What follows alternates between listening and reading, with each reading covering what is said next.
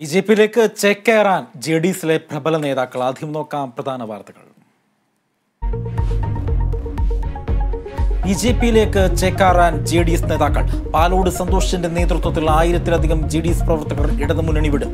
മുന്നണിയിൽ അവഗണനയെന്ന പാലോട് സന്തോഷ്. സ്മൃതി ഇറാനിയിൽ നിന്ന് അംഗത്വം സ്വീകരിക്കും. രാജിവെക്കില്ലെന്ന് അറിയിച്ച മണിപ്പൂർ മുഖ്യമന്ത്രി ബീരൻ സിംഗ്. നിർണായക ഘട്ടത്തിൽ രാജിയില്ലെന്ന് ബീരൻ സിംഗിന്റെ ട്വീറ്റ്. രാജിക്കത്ത് അനുയായികൾ കീറിക്കളഞ്ഞു. മണിപ്പൂർ രാഷ്ട്രപതി ഭരണത്തിന് ഗവർണർ ശുപാർശ ചെയ്തേക്കും.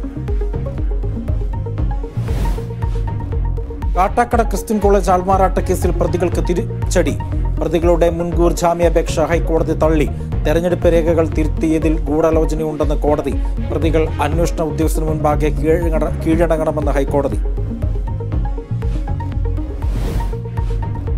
തമിഴ്നാട് മന്ത്രി സെന്തിൽ ബാലാജി പുറത്താക്കിയ നടപടി ഗവർണർ മരവിപ്പിച്ചെന്ന അമിത്ഷായുടെ ഇടപെടലിൽ എജിയുടെ നിയമോപദേശം തേടാൻ നിർദ്ദേശം.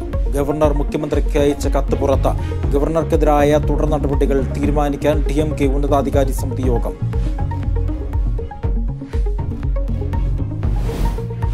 കരിപ്പൂർ വിമാനത്താവളത്തിൽ റൺവേ വികസനം പ്രതിസന്ധിയിൽ. സ്ഥലം ഏറ്റെടുത്ത് നൽകുന്നതിൽ വീഴ്ചയെന്ന് കേന്ദ്ര വ്യോമയാന വകുപ്പ്.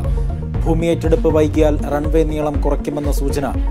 ഭൂമി ഏറ്റെടുക്കലുമായി മുന്നോട്ട് പോകുമെന്ന് സംസ്ഥാന സർക്കാർ.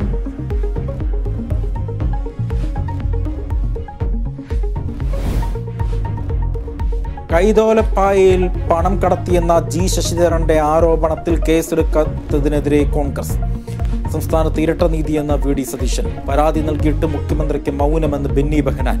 തനിക്കെതിരെ ശക്തമായ സൈബർ ആക്രമണമെന്ന ശശിധരൻ. കുടുംബത്തെ പോലും വെറുതെ വിടുന്നില്ല. മുസ്ലിം ലീഗുമായി CPM അടുക്കാൻ ശ്രമിക്കുകയാണെന്ന ആരോപണത്തിൽ പ്രതികരിച്ച സി ദിവാകരൻ. ലീഗിനെ കൂടെ കൂട്ടി തുടർഭരണത്തിന് CPM ശ്രമിക്കുന്നുണ്ടെന്ന് ആരെങ്കിലും ചിന്തിച്ചാൽ